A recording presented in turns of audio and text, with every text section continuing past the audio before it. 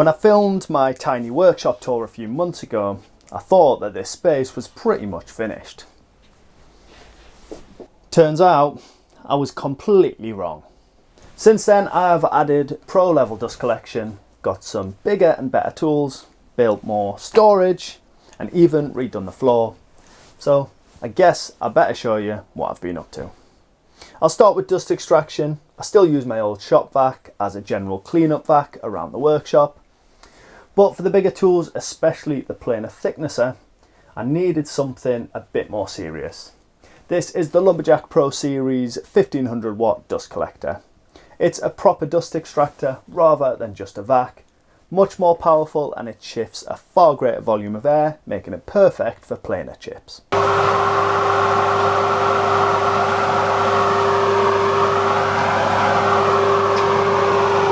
I've set it up out in the shed, running a 5-inch ducting through the wall into the workshop.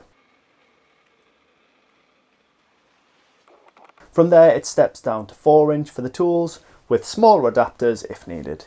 It's quieter in there, it frees up floor space in here, and most importantly, just works properly. I'll still use the shop vac for smaller tools like the sander, but the new extractor is an absolute game changer for some of these bigger tools.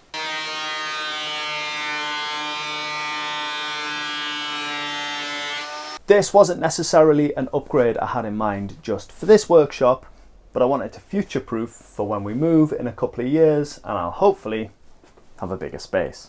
Next up is the new Mitre saw. This is the Lumberjack 12-inch saw, so a big upgrade from my 8-inch one. The clever thing is the forward-facing rails. Even though it's much bigger, it doesn't actually take up any more floor space than the old one. This thing is an absolute beast and can cut through some serious timber.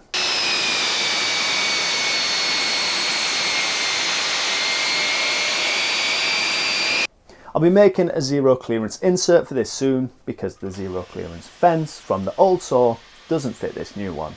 So you'll be seeing that one soon in an upcoming video. Another big step up is the new drill press. I've upgraded from the tiny benchtop version that I had to a much larger and more powerful machine. It's got a digital speed readout, built-in light, laser crosshairs which I still buzz off every time I use them. And instead of changing belts, you just use this lever to adjust the speed. All of that makes it much faster and easier to use, so it's been a proper game changer for the workshop. And another future-proofed option. I'm thinking about making a table and a fence for this, so if you're interested in seeing that, let me know down in the comments. By the way, I work with Lumberjack as their video ambassador.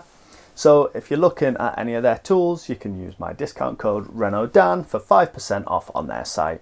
I'll leave the link down in the description. You might have seen this already. I recently built a full shadow foam power tool wall. Every tool has its place and it makes such a difference to how the workshop feels, and it also makes a perfect background element for my videos. If you've missed the full build, that video is already on the channel, so check that one out after this one. And if you've already watched that one, you might have seen that I teased this build at the end. It's still not finished because I'm waiting for a new tool to be released so that I can add that into the wall. Can't really say more than that right now, but hopefully that is going to be soon. I'm really happy with how this one's looking so far, and I can't wait to get it finished. I've also built 3 hand tool walls. These two have been an absolute game changer for my storage. Previously I had the wall mounted magnetic strips on the opposite wall, but they never really suited me, and now each tool has its exact place but is still easily accessible. The tool drawers now hold the older, lesser used tools that are no longer wall worthy.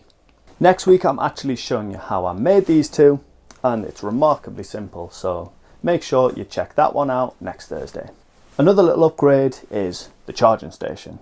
I had an offcut from the power tool wall and it fit almost millimetre perfectly into the alcove where the chimney was removed. I've cut in the charger and hidden the cable.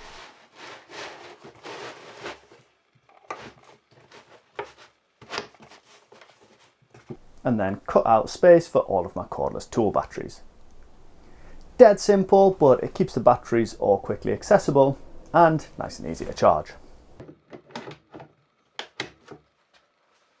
I am also a Shadow Foam ambassador, so if you want to save yourself 10% on all orders, use the code RENODAN, and I'll leave a link for that down in the description.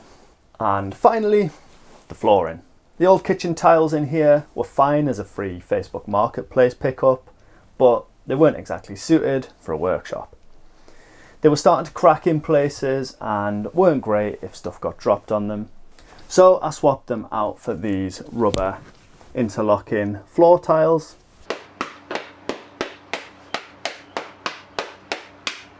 Which make the space so much more comfortable to work in, and I did a video on the full install last week, so if you haven't seen that one, go and check that one out after this.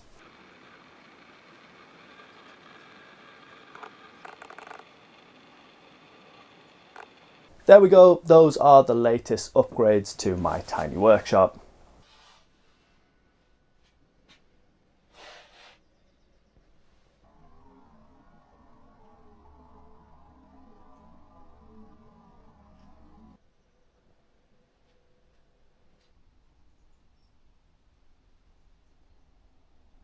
None of them on their own completely transform the space, but together they've made quite a drastic difference. And we're not stopping here. Next week I will show you how I built these two tool walls, so make sure you don't miss that.